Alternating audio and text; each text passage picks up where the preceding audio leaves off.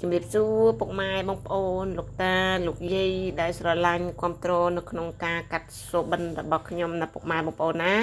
ចឹងពុកម៉ែបងប្អូនលោកតាលោកយាយអ៊ំពូមីងបងប្អូនប្រុសស្រីណាដែលសូបិនឃើញច្រាងចឹងបងប្អូនដែលសូបិនឃើញច្រាងតិចឬក៏ច្រាងខំចឹងបងប្អូនចង់ដឹងពីលេខផ្សងសំណាងរបស់បងប្អូនមានលេខផ្សងសំណាងអ្វីខ្លះសម្រាប់បងប្អូនយកទៅផ្សងសំណាងនោះអាចវាយចូលនៅក្នុងការកាត់សូបិនហើយជ្រើសរើសជាលេខផ្សងសំណាងបានណាពុកម៉ែបងប្អូនណាចឹងកុំឲ្យខាតពេលយូរឧទាហរណ៍ពុកម៉ែបងប្អូនដែលសូបិនឃើញ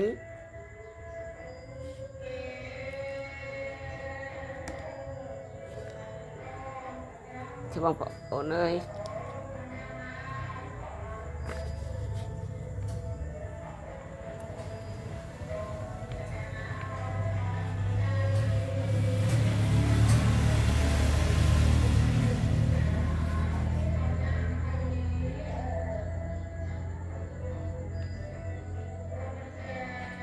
ច្រាងណាបងប្អូនណាសូបិនឃើញច្រាងចឹងបងប្អូនដែលសូបិនឃើញច្រាងមិនថាច្រាងតិចឬក៏ច្រាងខាំទេឲ្យតែបងប្អូនច្បាស់ថាខ្លួនឯងសូបិនឃើញច្រាងខាំហើយឬក៏តិចហើយចឹងបងប្អូនចូលមកស្ដាប់សូបិនរបស់ខ្លួនឯងដែលផ្ទាល់ណាបងប្អូនណាព្រោះសូបិននេះវាពាក់ព័ន្ធច្រើនដែរណាបងប្អូនចឹងបងប្អូនសូបិនឃើញច្រាងខ្ញុំសូមឲ្យជាលេខផ្សងសំណាងមួយសិនសូបិនឃើញច្រាំងតិចឬក៏ច្រាំងខាំចំពោះលេខផ្សងសំណាងលេខផ្សងសំណាងគឺមានលេខ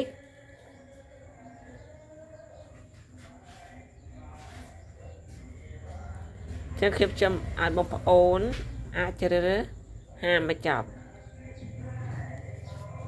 ខ្ញុំដាក់ចេះទៅស្រួលបងប្អូនថាអូពិបាកជ្រើសរើសមកគ្រាប់គឺអស់ហ្មងបងប្អូនគឺលេខអស់ហ្មងអញ្ចឹងបើសបិនឃើញច្រាង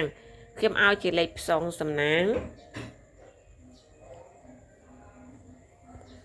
ហាមកចាប់ត្រី57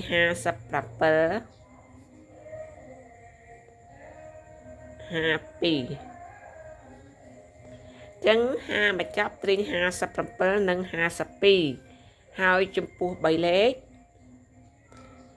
បងប្អូនអាចជ្រើសរើស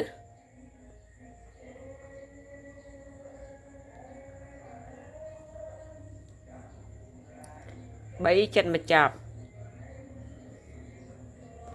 បងប្អូនអាចត្រេង3ចិត្ត5 3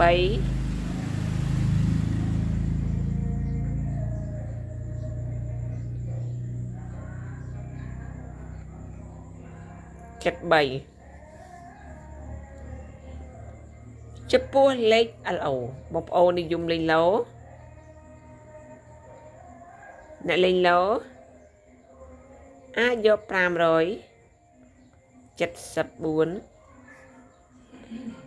គុណនិង75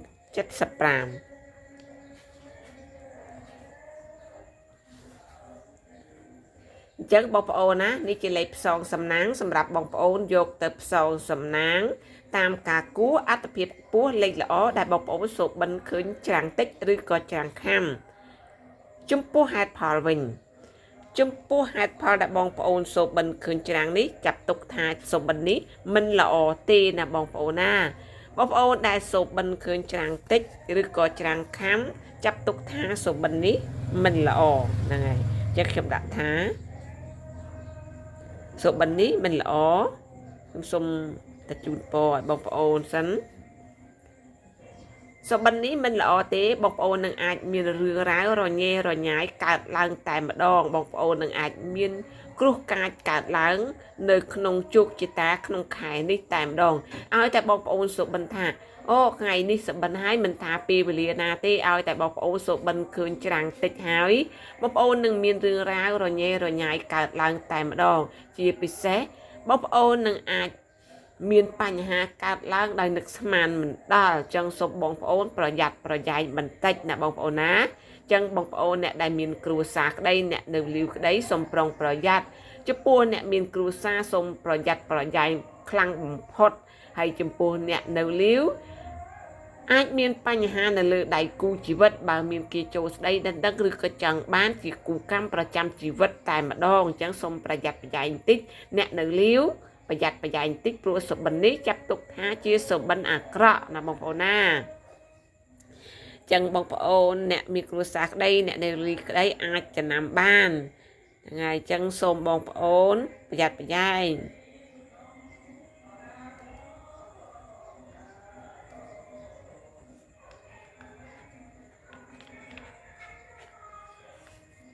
ចឹងសម្រាប់វីដេអូរបស់ខ្ញុំក៏មានតែប៉ុណ្្នឹងដែរបើបងប្អូនពេញចិត្តវីដេអូរបស់ខ្ញុំកុំភ្លេចជួយ Subscribe ឬក៏ដឹងម្នាក់មួយឬក៏ដាក់មេដៃដើម្បីទទួលសញ្ញាហេងពីខ្ញុំរាល់ថ្ងៃដែលពុកម៉ែបងប្អូនណាបងប្អូនអាចជ្រើសរើសលេខផ្សងសំណាងតាមការគួរអត្តភាពខ្ពស់លេខល្អណាបងប្អូនជូនពរសូមឲ្យពុកម៉ែបងប្អូនដែលនៅក្នុងការកាត់សូបិនរបស់ខ្ញុំទាំងអស់សូមឲ្យជួបតែសេចក្តីសុខនិងសេចក្តីចម្រើនជាពិសេសសូមឲ្យកកបនិងហេងរាល់ថ្ងៃតែម្ដង